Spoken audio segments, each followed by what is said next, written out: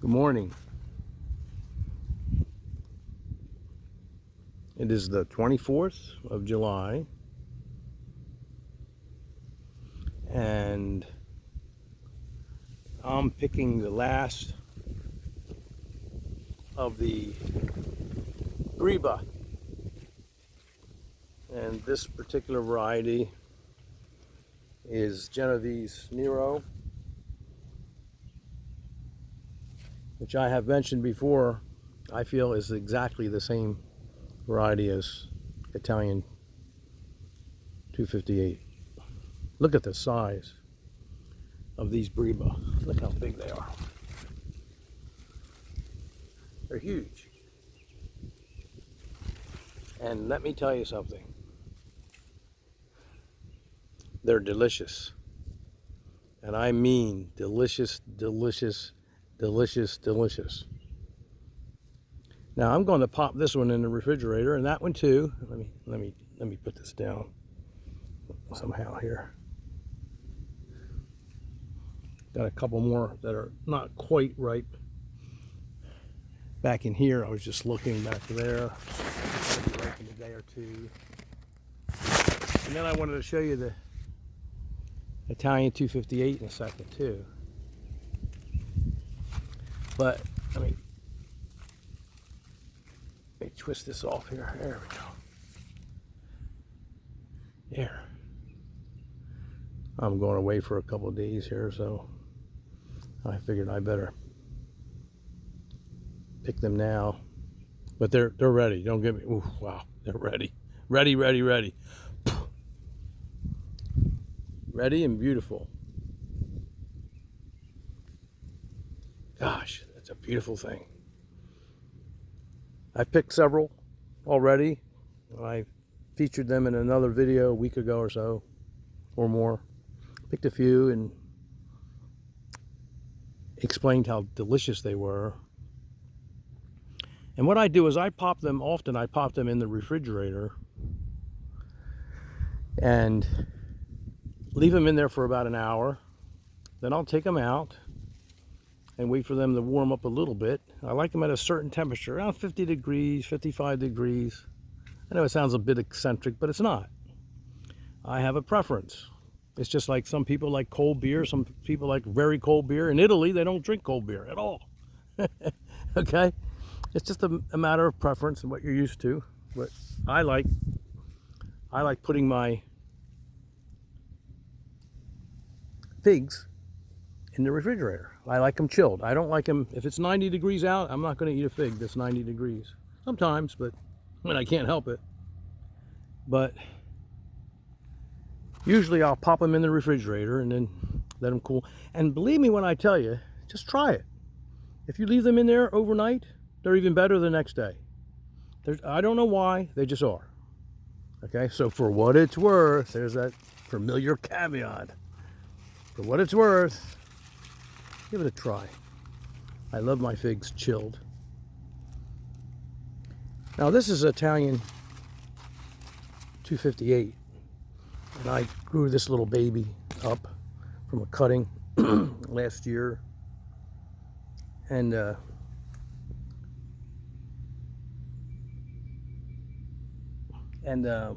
it's just a baby.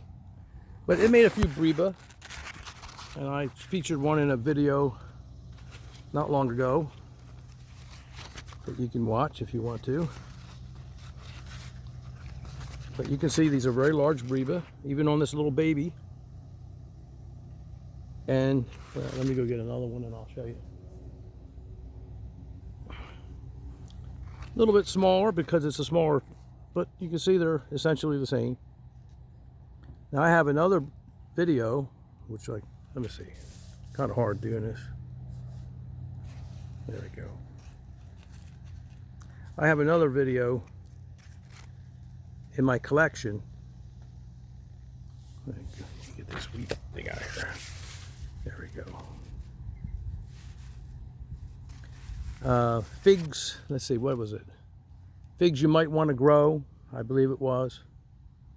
And it says the Breba already. It's a couple years ago, which shows my larger Italian 258.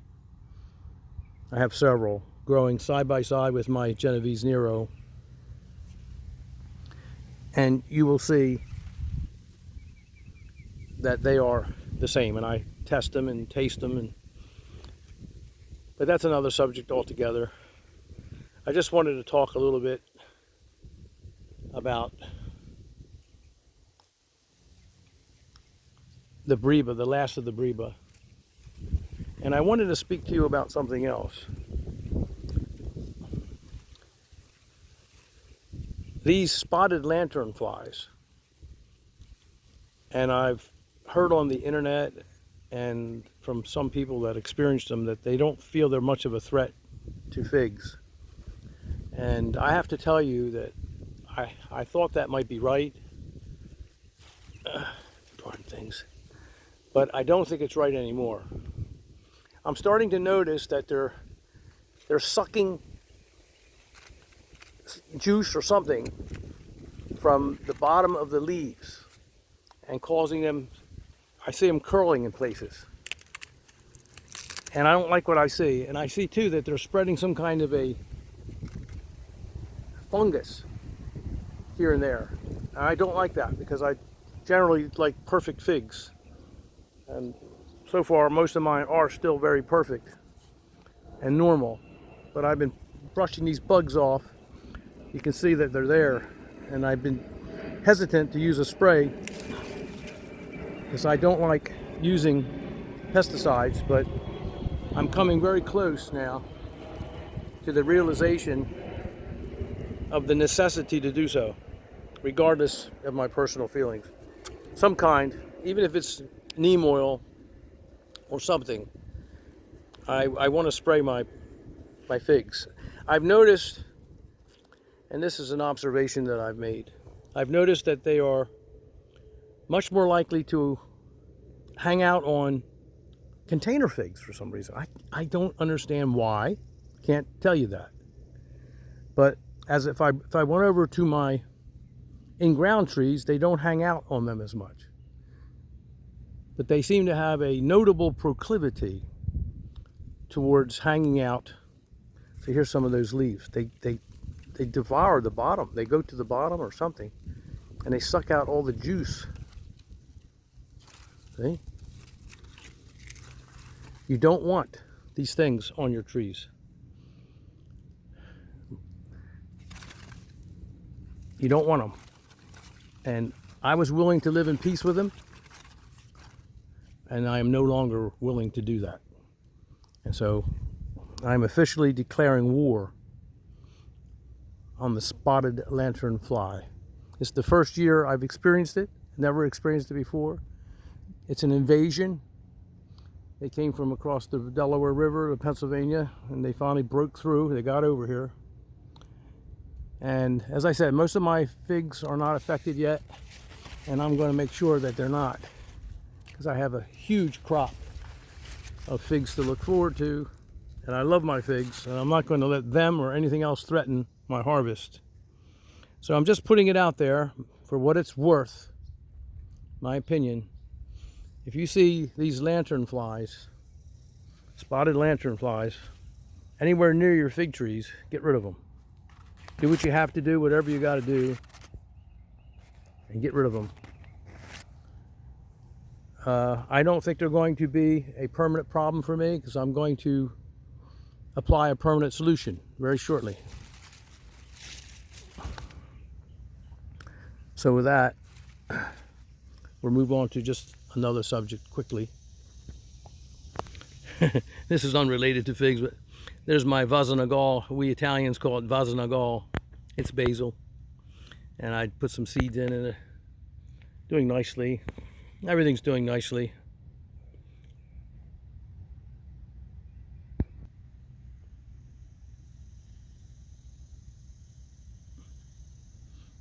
I'm going to finish up this video.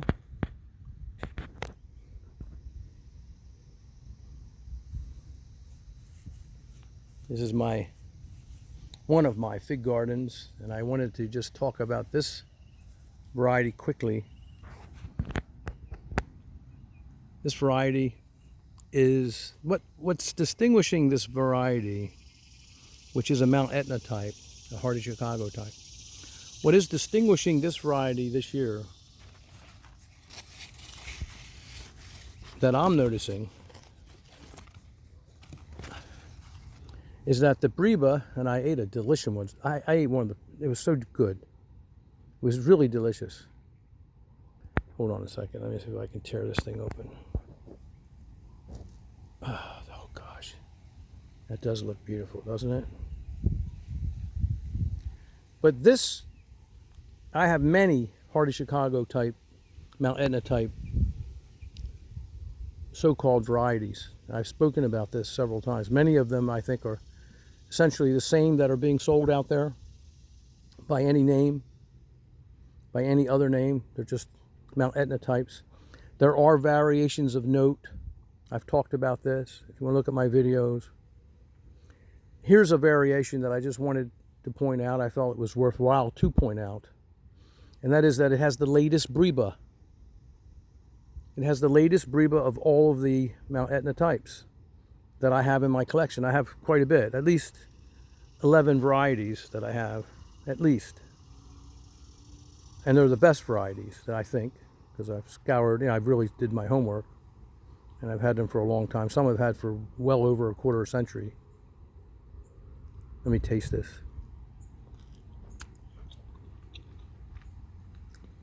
Delicious, only because I couldn't resist it. And I'm going to eat the rest of this one. Boy, that's good. But this variety, which at first I wasn't entirely impressed when it was just a baby several years ago, is Bethlehem Black. And it is definitely distinguishable from some of the others.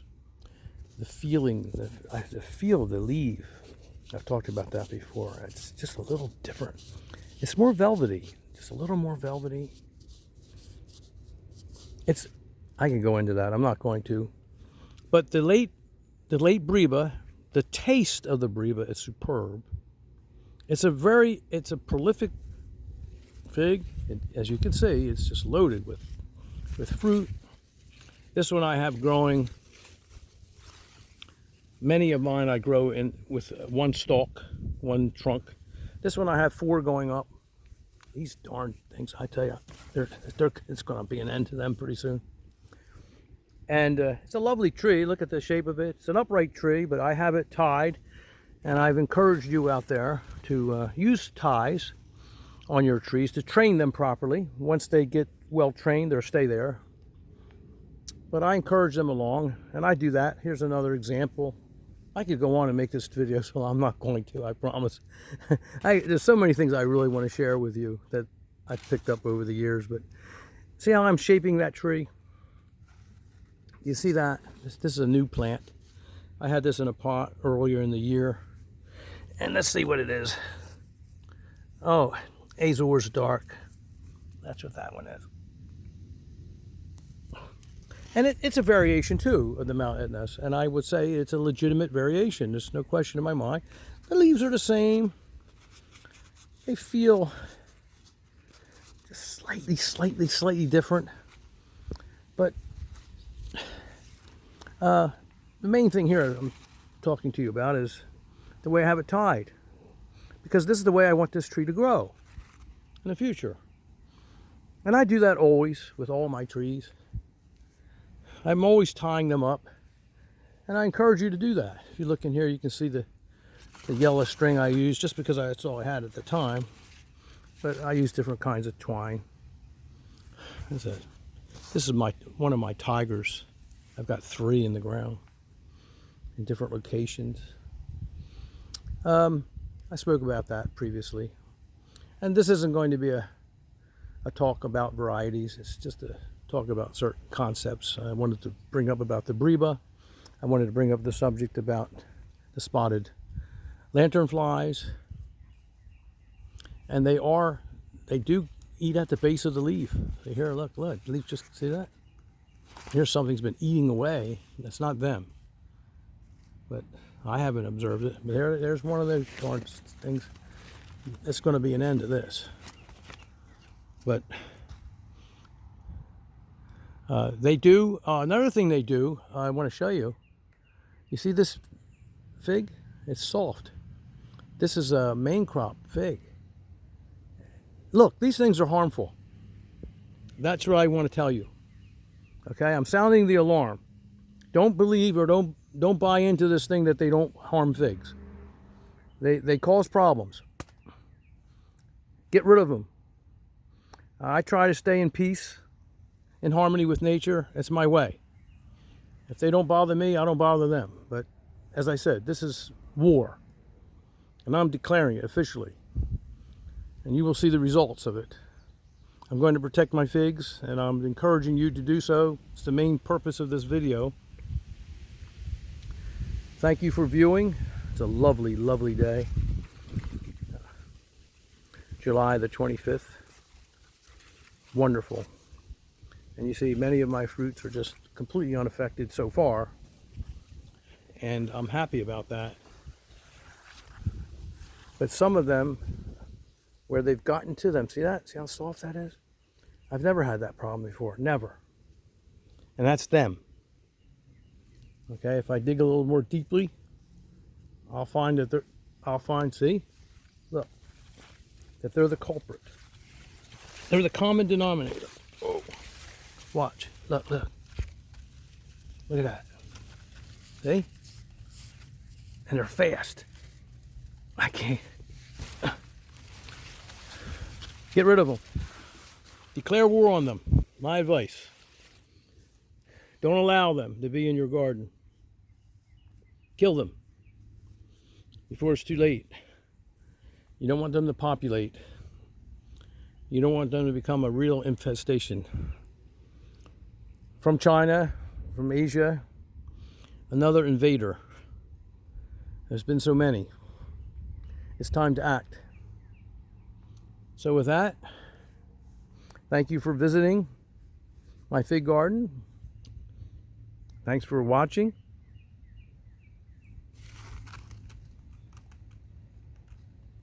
Good day.